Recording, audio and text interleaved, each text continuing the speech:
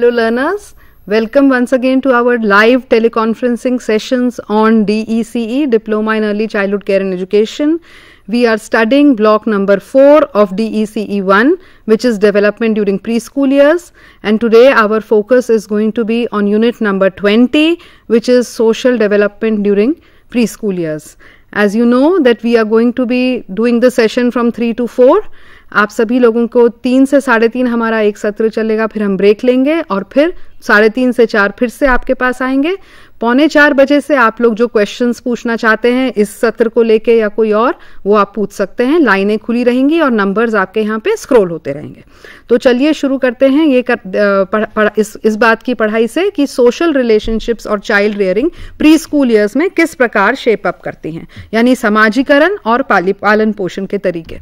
तो आपको याद, इस यूनिट में हम ये बात करने वाले हैं कि इस उम्र में बच्चों में इनिशिएटिव क्यों हमें फॉस्टर करना चाहिए और माता पिता के वो क्या बिहेवियर्स हैं जिससे इनिशिएटिव फॉस्टर हो सकता है।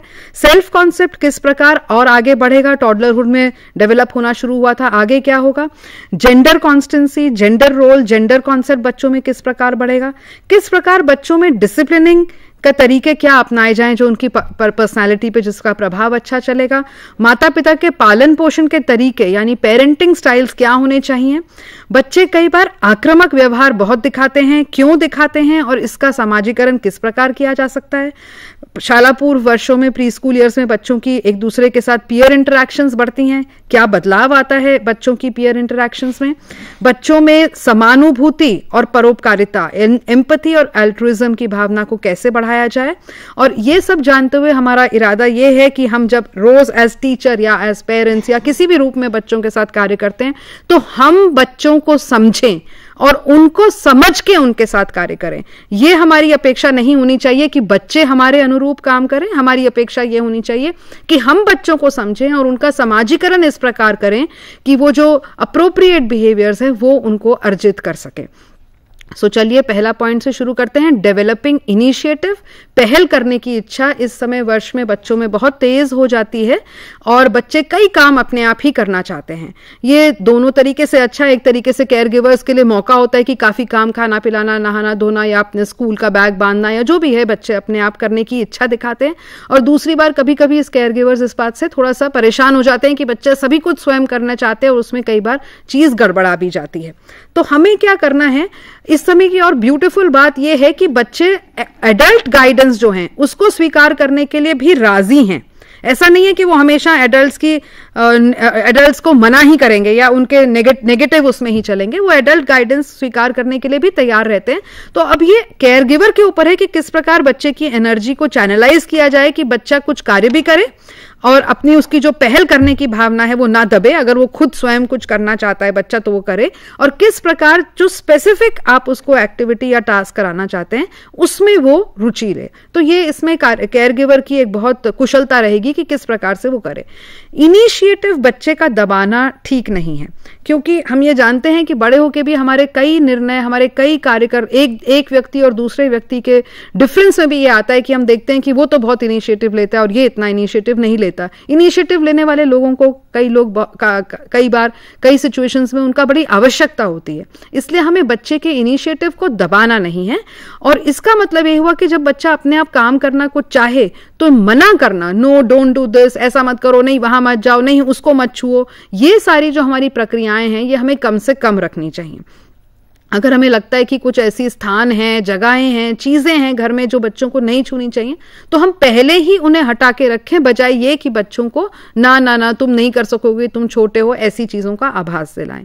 क्योंकि यदि हम बार बार बच्चों को इस तरीके से बोलते हैं, नकारात्मक फीडबैक देते हैं उनके एक्शंस पे, तो उनमें एक हीनता की भावना, एक अपराध भावना यानी एक गिल्ट की भावना आ जाती है कि अरे शायद मैं तो कुछ नहीं कर सकता, शायद मैं तो ये कभी काम ये मैं ठीक कर ही नहीं सकती।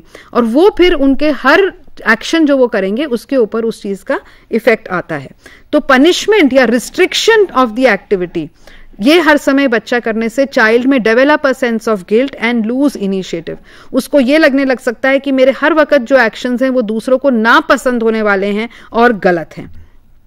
और इस केस में बच्चा फिर तभी करेगा जब कोई उसे कुछ करने को कहेगा, बिना किसी के कहे वो कुछ करेगा नहीं। तो इसमें भी आप देख ही रहे हैं कि कितना बड़ा ये एक मुश्किल की बात है कि बिना करे कोई बच्चा नहीं करे।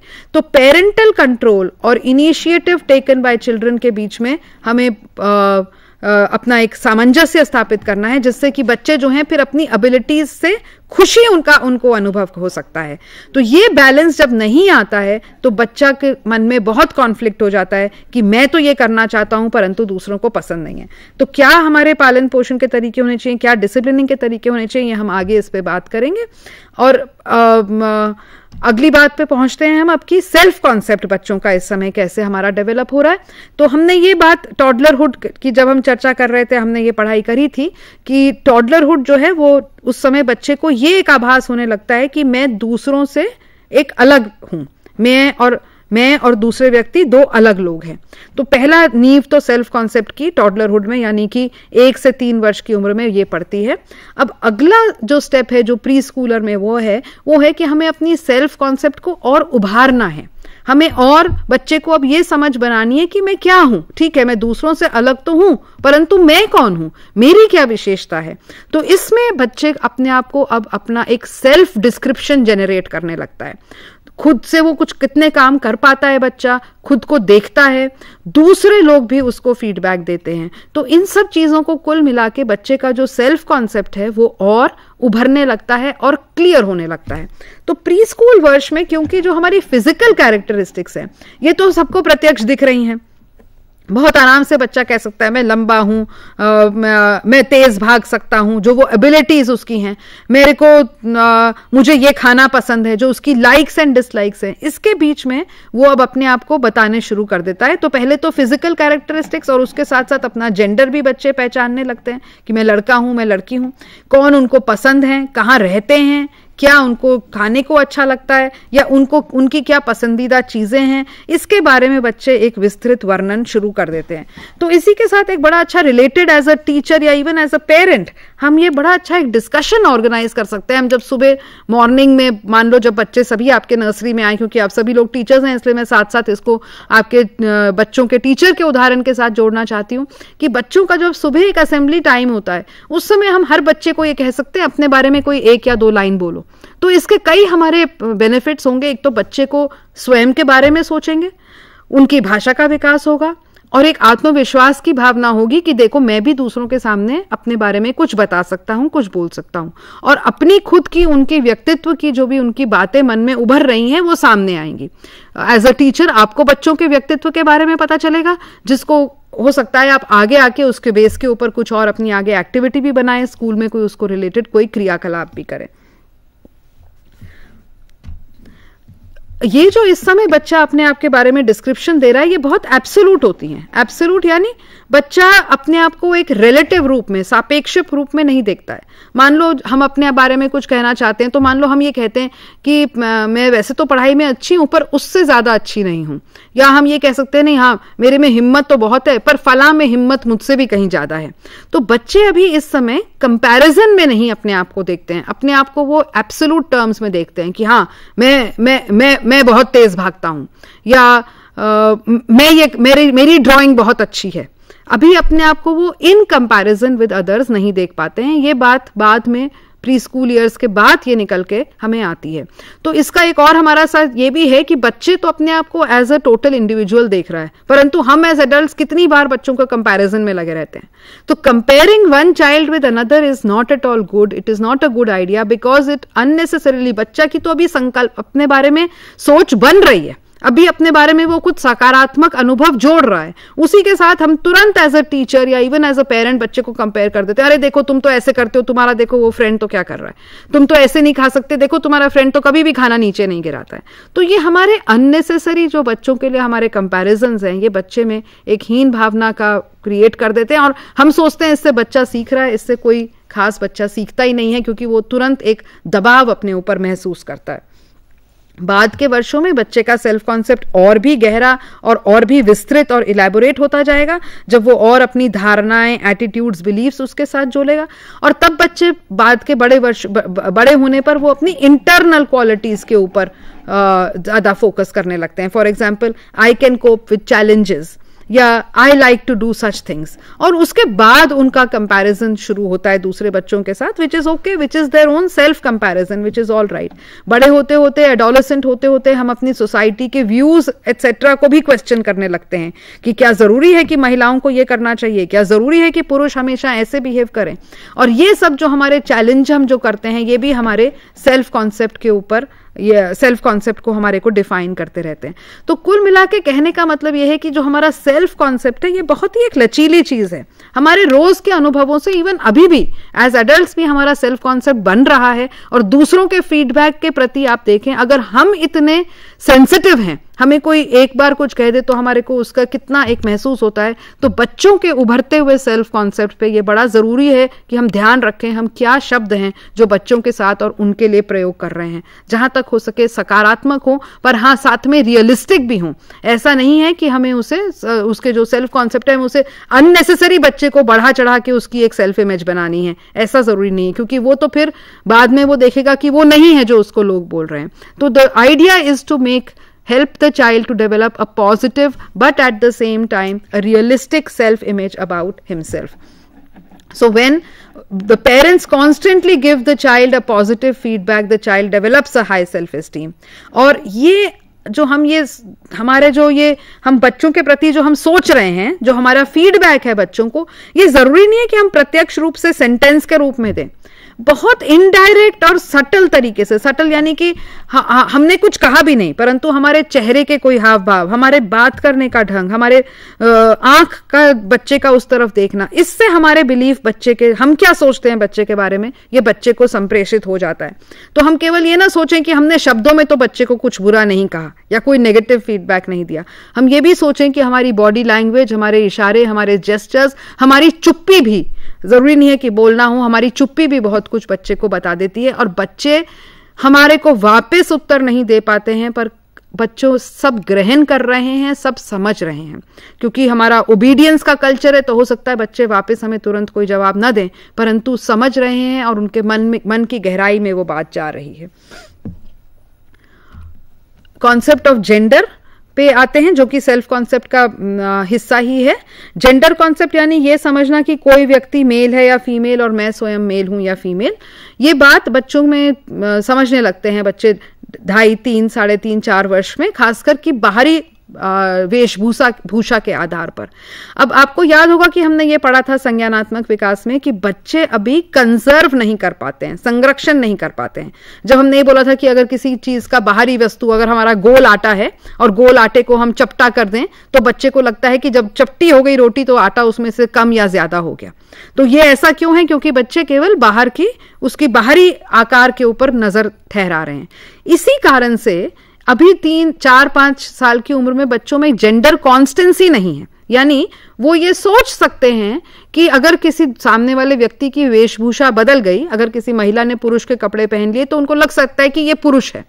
उनको अभी ये, क्योंकि अभी उनमें कंजर्व करने की एबिलिटी नहीं आई है, वो बाहरी वेशभूषा, बाहरी अपीयरेंस के बदलाव से सोचते हैं अंदर जो व्यक्ति है वो भी पुरुष या महिला में बदलाव हो गया है. तो ये जेंडर कॉन्स्टेंसी की जो समझ है, ये प्री स्कूल ईयर्स के खत्म होते होते अराउंड 6, 7, 8 वर्ष के बीच में ही आती है, जब व्यक्ति समझते हैं कि नहीं, जो एक बच्चे समझने लगते हैं कि जो एक जेंडर है वो व्यक्ति का जेंडर उम्र भर ही रहता है.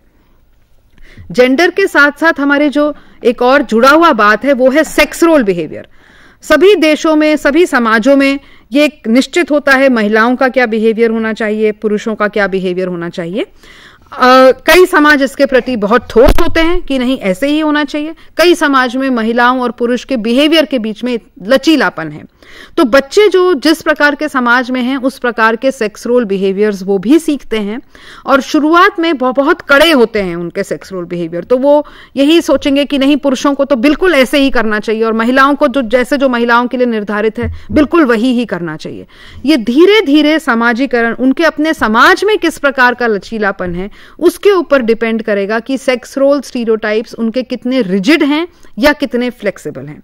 ये कहना कि जैसे एक ऊपरी तौर पे हम दें कि जो पुरुष लोग होते हैं वो ज्यादा बहादुर हैं, अब ये कोई आवश्यक नहीं, महिलाएं भी अपनी जीवन की चुनौतियों से लड़ती हुई बहुत तरीके से बहादुर हैं। शारीरिक बहादुरता ही केवल एक बहादुरता नहीं है। तो ये उस बच्चा कौन से किस प्रकार के समाज में रह रहा है, उसके समाज में किस प्रकार के सेक्स रोल बिहेवियर्स हैं, क्या सही पुरुष के लिए और क्या गलत महिला के लिए, या क्या सही महिला के लिए और क्या गलत पुरुष के लिए माना जाता है, वो बच्चे अर्जित करते रहने लगते हैं। और धीरे धीरे यदि उनके समाज में लचीलापन है तो बच्चों के भी जो आइडिया हैं सेक्स रोल बिहेवियर के, वो कम रिजिड होने लगते हैं। अब आजकल, खासकर अब आजकल के विश्व में ये बहुत जरूरी है कि हम बहुत कड़े मैस्कुलिन या फेमिनिन बिहेवियर्स की तरफ ना देखें, बल्कि हम ये कहें कि हर एक में मानवीयता के गुण होने चाहिए, चाहे वो मनुष्य, चाहे वो व्यक्ति मेल हो या फीमेल हो। तो सेक्स रोल बिहेवियर्स ना डिफाइन करके हम ह्यूमन वैल्यूज के ऊपर फोकस करें। पुरुषों को भी संवेदनशील होना चाहिए, सेंसिटिविटी दिखानी चाहिए, और महिलाओं को भी बहादुर होना है। तो यही बात हमें बच्चों को भी आगे संप्रेषित करनी है। प्री स्कूल ईयर्स में बच्चे बहुत बिलीव्स अपने बना लेते हैं, और टीचर का वंस अगेन बहुत बड़ा इसमें रोल है। खासकर हो सकता है कि बच्चे आपके प्री स्कूल में रखे डॉल कॉर्नर में डॉल्स के साथ खेलना पसंद करें, परंतु आप कहें नहीं तुम क्यों जा रहे हो, डॉल्स तो लड़कियों का खेल है। तो ऐसे ये इस तरीके के स्टीरियोटाइप्स हैं, इनका कोई मान्यता नहीं है, ये फिजूल के स्टीरियोटाइप्स हैं। और उल्टा हम एक मैसेज दे रहे हैं छोटे लड़कों को कि आपको सेंसिटिव होने की जरूरत नहीं है। छोटे लड़के भी, बच्चे भी गुड़िया को प्यार से सहलाना चाहेंगे, तो वो उनकी जो एक परोपकारिता है, उनकी अल्ट्रुइज्म की भावना, या जो उनकी सेंसिटिविटी है, उसको नर्चर करना है। और एज ए टीचर हमें इसको अलाउ करना है। We should not be very rigid about what young boys and young girls should play with और what type of activities दे। अगर बाहर कोई क्रिकेट का गेम आयोजित किया जा रहा है तो उसमें लड़कियां भी होनी चाहिए। क्रिकेट केवल लड़कों के लिए ही जरूरी है, ये बात नहीं होनी चाहिए। एक और अन्य पहलू पे चलते हैं अब हम चाइल्ड रेयरिंग प्रैक्टिसेस की ओर। ये देखते हैं कि माता पिता को किस प्रकार के चाइल्ड रेयरिंग प्रैक्टिसेस अपनाने चाहिए इन प्री स्कूल वर्षों में, जिससे कि बच्चे के ऊपर सकारात्मक प्रभाव पड़ेगा। तो समाजीकरण एक शब्द है जो आप यूनिट में पढ़ेंगे। समाजीकरण यानी जब बच्चा पैदा होता है तो वो जिस समाज में पैदा होता है उसके नियम इत्यादि उसे पता नहीं होते, वो ग्रहण करता है। ये जो सारे प्रोसेस है, समाज के नियम, उचित और अनुचित, उचित व्यवहार क्या है, अनुचित व्यवहार क्या है, इनमें भेद कर पाना, क्या मूल्य होने चाहिए, इस सारी प्रक्रिया को कहते हैं समाजीकरण यानी सोशलाइजेशन। अब समाजीकरण जो है, इसका सबसे पहला कहाँ पे समाजीकरण बच्चे का शुरू होता है? जाहिर सी बात है, घर में, परिवार से ही शुरू होता है समाजीकरण, और माता पिता बच्चे को समाजीकरण के कराने के सबसे प्रथम एजेंट हैं। उसके बाद जैसे बच्चा स्कूल में जाता है तो टीचर का रोल वहां पे बढ़ के निकल के आता है। और अब किस प्रकार से ये समाजीकरण, माता पिता या टीचर किस प्रकार बच्चे को उचित व्यवहार अर्जित करने के लिए प्रेरित करते हैं? तो दोनों डायरेक्ट टीचिंग भी होती है और इनडायरेक्ट भी।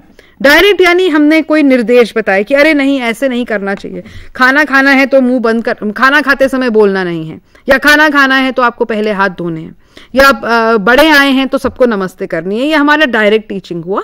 और इनडायरेक्ट हुआ कि हम खुद देखते हैं कि लोग किस प्रकार व्यवहार कर रहे हैं, जिन लोगों से हमारा एक भावात्मक संबंध है, और बच्चे का भावात्मक संबंध उसके माता पिता से रहेगा, या और घर में कोई दादा दादी नाना नानी है तो उनके साथ, तो उनका व्यवहार कैसा है, वहां से बच्चा सीखता है। तो both directly and indirectly the child learns what are the appropriate ways of behaving और what are the appropriate desirable behaviors considered okay in the child's culture. So ये माता पिता जो तरीके अपनाते हैं बच्चे को सोशलाइज करने के लिए towards appropriate behavior और away from inappropriate behavior, इनको कहा जाता है चाइल्ड रियरिंग प्रैक्टिसेस या पालन पोषण के तरीके। अब पालन पोषण के तरीके में एक इंपॉर्टेंट बात आती है डिसिप्लिनिंग। बच्चे अक्सर कुछ ऐसा करेंगे जो शायद उन्हें नहीं करना चाहिए, और हमारा कार्य है एज एडल्ट्स कि हम उनको उस चीज के बारे में उस चीज से हटाएं या उस चीज के समझाएं कि ये आपको ऐसे नहीं करना है। तो अब करने के क्या तरीके होते हैं? इस वेज ऑफ डिसिप्लिनिंग को हम दो तरीकों में विभाजित कर सकते हैं मोटे तौर पे।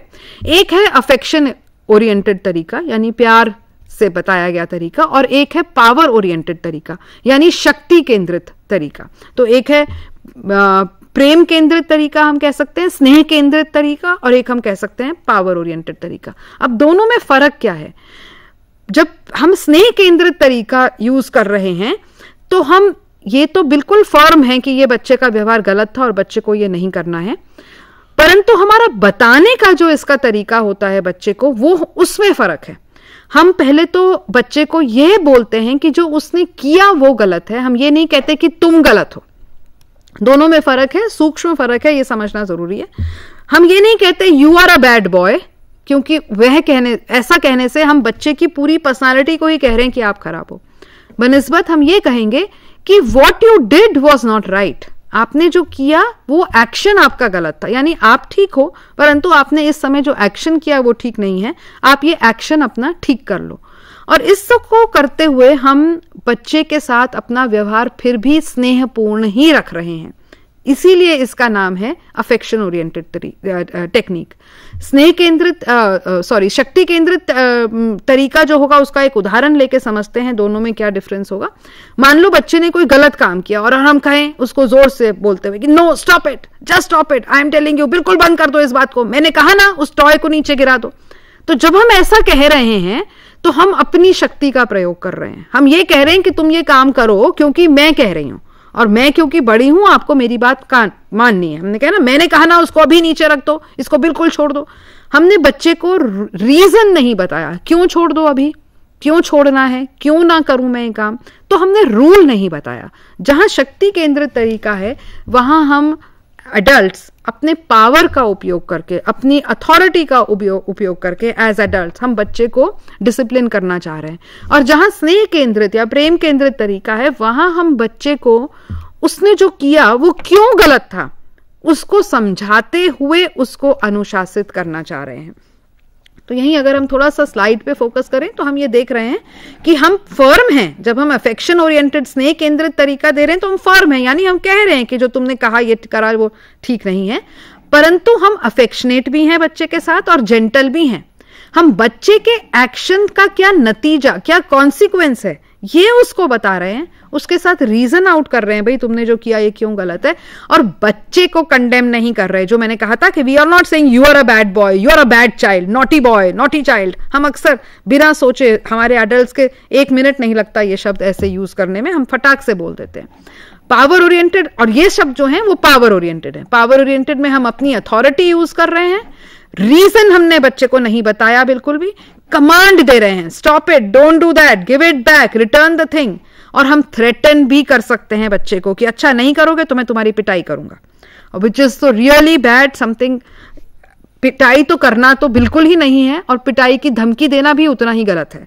हम ये ना सोचे कि मैंने पिटाई तो मैं नहीं करूंगा, मैं धमकी दे सकता हूं। धमकी ऑफ पिटाई इज एज बैड एज पिटाई, and these negative ways of disciplining the child have to be avoided at all cost. अभी हम आगे और गहराई में पढ़ेंगे कि क्यों they have to be avoided. अब अक्सर हम लोग अक्सर दोनों ही तरीके माता पिता बच्चे के साथ इस्तेमाल करते हैं, अफेक्शन ओरिएंटेड भी और डिसिप्लिन ओरिएंटेड भी। बट हमारा जो पावर ओरिएंटेड भी, पावर ओरिएंटेड हम केवल तब यूज करें जब सिचुएशन ऐसी है कि अब बिल्कुल ही गड़बड़ा जाएगी चीज और हमें बच्चे को तुरंत रोकना है। मान लो बिल्कुल बच्चा किसी दूसरे को जाके बहुत जोर से पीटने वाला है या पीट रहा है, तो उस समय हम तुरंत ही हमारा एक्शन रहेगा, हम बच्चे को उठाएं और वहां से हटाएं। एक किस्म से ये पावर ओरिएंटेड है और एकदम बोले नो, तो correct, that situation demands it, we need to give power oriented disciplining at that time. But what we need to understand that many times a lot of times जो daily हमारे issues आते हैं उसमें affection oriented disciplining technique का बहुत chance रहता है, but हम एज एडल्ट्स उस अफेक्शन ओरिएंटेड टेक्निक को यूज नहीं करते, क्योंकि 2-3 बातें हो सकती हैं। हो सकता है हमें लगता है कि बच्चे से क्या रीजन करें, उसे समझ नहीं आएगा, हम क्या रीजन करेंगे।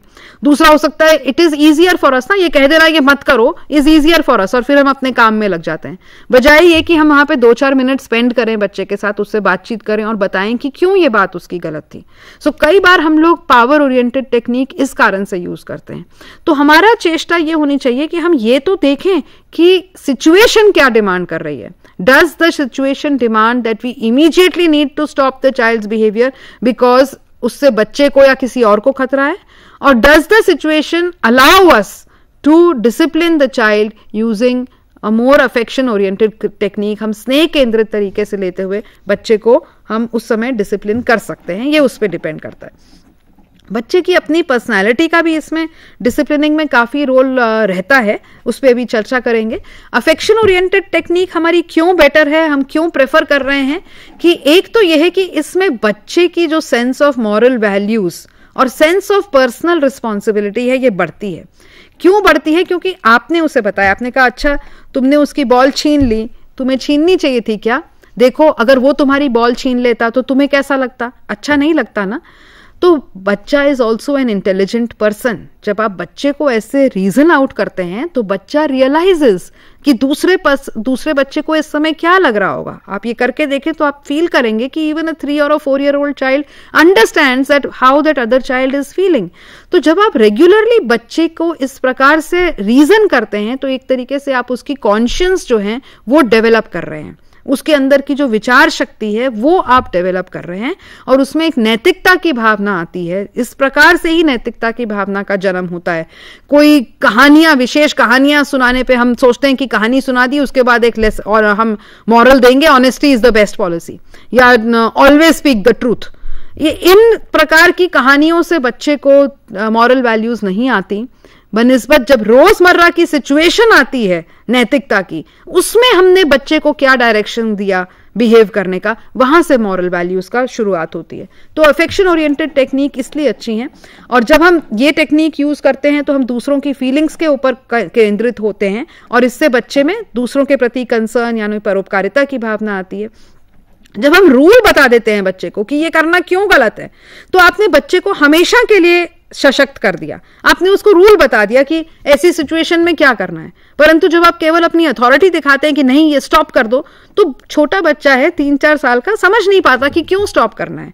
तो आपने बच्चे को आगे के लिए एम्पावर नहीं किया। हर सिचुएशन में आप रहेंगे तो वो करेगा, नहीं करेंगे तो नहीं करेगा।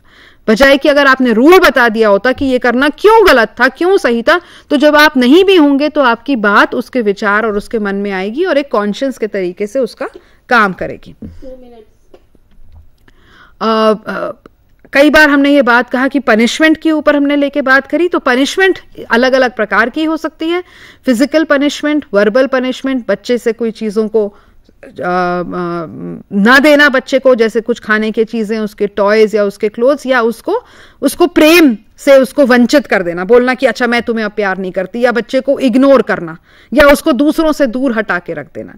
तो ये सभी जो पनिशमेंट के तरीके हैं, पनिशमेंट तो बहुत कम और बिल्कुल अत्यंत आवश्यकता हो तभी ही हमें यूज करनी चाहिए। ये पनिशमेंट के तरीके बच्चे में वंस अगेन हीन भावना, उसमें एक अपने सेल्फ के प्रति नेगेटिव फीलिंग्स देते हैं। फिजिकल पनिशमेंट तो टोटली आउट, बिल्कुल भी नहीं। Verbal punishment in form of abuses और थ्रेट्स ऑल्सो कंप्लीटली आउट। हमें अगर कहीं बहुत ज्यादा आवश्यकता है तो हम उसको थोड़ी देर के लिए दूसरों से कुछ अलग कहीं पे थोड़ी देर के लिए रख सकते हैं, या कह सकते हैं तुम्हारा आधा घंटा तुम्हें खेलने को दिया नहीं जाएगा। क्योंकि जितना हम ज्यादा बच्चे को पनिशमेंट करेंगे, बच्चा उतना ही उस चीज को लेके, उस चीज की मान्यता उसके लिए खत्म हो जाएगी।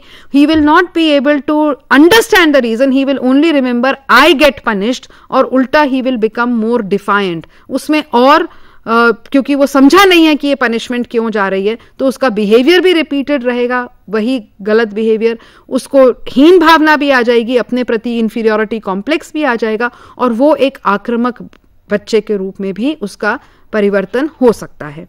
तो इस प्रकार हमने इस वीडियो में ये देखा कि किस प्रकार बच्चे के पहल की भावना बढ़ती है, किस प्रकार उसका सेक्स रोल स्टीरियोटाइप्स जो हैं वो हमें किस प्रकार बच्चे में ना बनने दें, सेल्फ कॉन्सेप्ट कैसे बनता है, और माता पिता किस प्रकार से डिसिप्लिनिंग टेक्निक्स यूज करते हैं, और पनिशमेंट का इस्तेमाल कम से कम ना ही हो तो ही बेहतर है बच्चों के लिए।